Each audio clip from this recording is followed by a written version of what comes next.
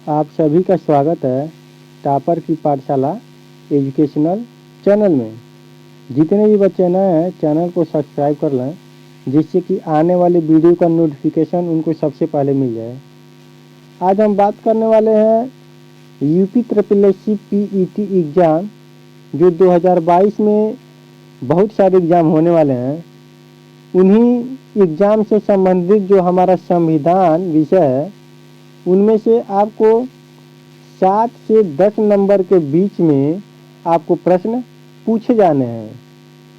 संविधान का ये प्रैक्टिस सेट नंबर 2 जो कि एग्ज़ाम की दृष्टि से बहुत ही महत्वपूर्ण साबित होने वाले हैं। इनमें से प्रश्न सभी प्रकार के केंद्रीय परीक्षाओं में, आने वाली सुपर टेट की भर्ती में और जो वर्तमान समय में रेलवे ग्रुप डी का एग्ज़ाम हो रहा है, इस वीडियो से ही आपको प्रश्न मिलेंगे। वीडियो के एग्ज़ाम जो 2018 का एग्ज़ाम हुआ था उनमें भी ऐसे प्रश्न पूछे गए थे, और जो वीडियो एग्ज़ाम अक्टूबर-नवंबर के महीने में होना प्रस्तावित है उनमें भी ऐसे प्रश्न देखने को मिलेंगे। संविधान के ऐसे ऐसे प्रश्न हैं जिनको पढ़ने मात्र से ही आपको भारतीय राज्य व्यवस्था का जो बेसिक प्रारूप है वो आपका तैयार हो जाएगा। तो देख लेते हैं वो कौन कौन से ऐसे प्रश्न हैं जो सभी प्रकार के एग्ज़ाम में आने की महत्वपूर्ण संभावना रखते हैं। हमारा पहला प्रश्न कहता है कि संविधान के किस भाग में संविधान संशोधन की प्रक्रिया का उल्लेख किया गया है। संविधान के किस भाग में संविधान संशोधन की प्रक्रिया का उल्लेख किया गया है। क्या भाग 3 में संविधान संशोधन का प्रक्रिया का उल्लेख किया गया है, या भाग 4 में, या भाग 20 में, या भाग 21 में। हमारे प्रश्न का उत्तर हो जाएगा ऑप्शन नंबर सी, भाग 20 में ही संविधान संशोधन की प्रक्रिया का उल्लेख किया गया। हमारे प्रश्न का उत्तर हो जाएगा ऑप्शन नंबर सी। देख लेते हैं हमारा अगला प्रश्न क्या है। अगला प्रश्न है हमारा, संविधान के किस भाग में पंचायती राज व्यवस्था संबंधित प्रावधान दिए गए हैं। संविधान के किस भाग में पंचायती राज व्यवस्था संबंधित प्रावधान दिए गए हैं। क्या ये प्रावधान भाग 9 में दिया गया है, या भाग 6 में दिया गया है, या भाग 3 में दिया गया है, या भाग 4 में दिया गया है। हमारे प्रश्न का उत्तर हो जाएगा ऑप्शन नंबर ए, भाग 9 में ही पंचायती राज व्यवस्था संबंधी प्रावधान दिया गया है। हमारे प्रश्न का उत्तर हो जाएगा ऑप्शन नंबर ए। चलते हैं अपने अगले प्रश्न पे। अगला प्रश्न है हमारा, भारतीय संविधान के बृहद होने का कारण है। हमको बताना कि जो हमारा भारतीय संविधान है उसको बड़ा होने का क्या कारण है। क्या इसमें अनेक संविधान के अनुभव समाविष्ट किए गए हैं, इसमें विस्तृत प्रशासकीय प्रावधान किया गया है, या यह एक बड़े देश के शासन से संबंधित है, या इसमें संघ तथा राज्य दोनों सरकारों का संविधान है। आपको बताना कि जो हमारा भारतीय संविधान जो कि विश्व में सबसे बड़ा लिखित संविधान है उसको बड़ा होने का क्या कारण है। तो हमारे प्रश्न का उत्तर हो जाएगा ऑप्शन नंबर डी, इसमें संघ तथा राज्य दोनों सरकारों का वर्णन किया गया है। इसमें केंद्र सरकार का भी तथा राज्य सरकार दोनों सरकार का शासन का वर्णन किया गया है। चलते हैं अपने अगले प्रश्न पे। अगला प्रश्न है हमारा,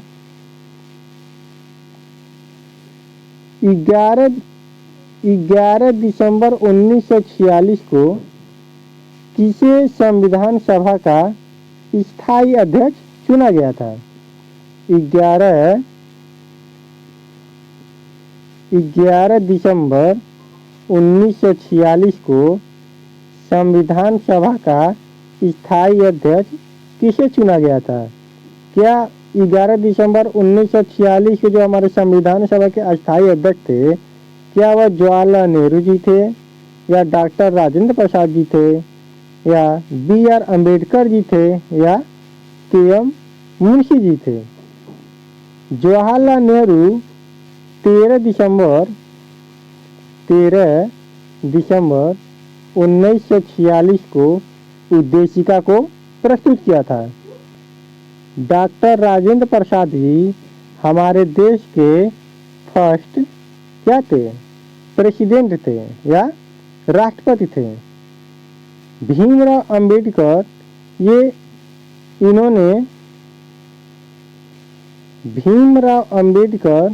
ये स्वतंत्र भारत के प्रथम कानून मंत्री थे। कौन से मंत्री थे? कानून मंत्री थे। आपको बताना है कि भारतीय संविधान में के एम मुंशी जी का क्या योगदान है। के एम मुंशी जी का क्या योगदान है? हमारे प्रश्न का उत्तर हो जाएगा option number B. Doctor Rajendra Prasad ji को 11 दिसंबर 1946 को संविधान सभा का स्थायी अध्यक्ष चुना गया था। चलते हैं अपने अगले प्रश्न पे।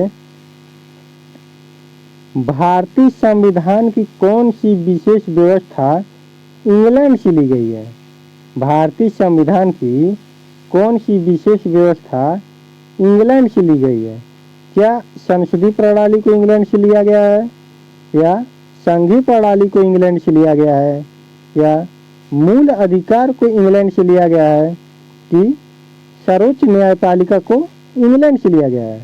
संघीय प्रणाली को हमने कनाडा से लिया है। कहाँ से लिया है? कनाडा से लिया है। मूल अधिकार को हमने यूएसए से लिया है या अमेरिका से लिया है। यहाँ पे हमारे प्रश्न का उत्तर हो जाएगा ऑप्शन नंबर ए। इंग्लैंड से हमने संसदीय प्रणाली को लिया है। कौन सी प्रणाली को लिया है? तो संसदीय प्रणाली को लिया है। सर्वोच्च न्यायालय कहाँ से लिया गया है ये आपको कमेंट करके बताना है कि जो हमारा सर्वोच्च न्यायालय है और सर्वोच्च न्यायपालिका है इसको कहाँ से लिया गया था, ये आपको कमेंट बॉक्स में लिखना है। चलते हैं अपने अगले प्रश्न पे। अगला प्रश्न है हमारा, भारतीय संविधान का सबसे बड़ा एकाकी स्रोत कौन सा है? भारतीय संविधान का सबसे बड़ा एकाकी स्रोत कौन सा है? क्या ब्रिटिश शासन है या यूएसए का बिल ऑफ राइट है या गवर्नमेंट ऑफ इंडिया एक्ट 1919 का है या गवर्नमेंट ऑफ इंडिया एक्ट 1935 का है? ऑप्शन के हिसाब से तो हमारा ऑप्शन पहले ये दोनों कट जाएगा। अब हमको बताना है कि ऑप्शन सी सही होगा या ऑप्शन डी सही होगा। हमारे प्रश्न का उत्तर हो जाएगा option number D. Government of India act 1935 संविधान का सबसे बड़ा एकाकी स्रोत है। हमारे प्रश्न का उत्तर हो जाएगा ऑप्शन नंबर डी। चलते हैं अपने अगले प्रश्न पे। अगला प्रश्न है हमारा, भारतीय संविधान में राज्य के नीति निर्देशक सिद्धांत की संकल्पना कहाँ से अंगीकार किया गया है? हमको बताना है जो हमारा नीति निर्देशक तत्व सिद्धांत है इसको कहाँ से लिया गया है? क्या नीति निर्देशक तत्व को हमने आयरलैंड से लिया है या अमेरिका और इंग्लैंड से लिया है या रूस से लिया है या जापान और कोरिया से लिया है? इस प्रश्न का उत्तर आपको कमेंट बॉक्स में लिखना है और आने वाली वीडियो आप किस टॉपिक पर चाहते हैं इसको कमेंट में ज़रूर लिखें। यदि आपको वीडियो पसंद आई हो तो वीडियो को लाइक कर दीजिए और जितने भी बच्चे नए चैनल को सब्सक्राइब कर लेंगे और इस वीडियो से संबंधित जो भी आपके प्रश्न हैं ये आप अपने कमेंट बॉक्स में ज़रूर लिखें।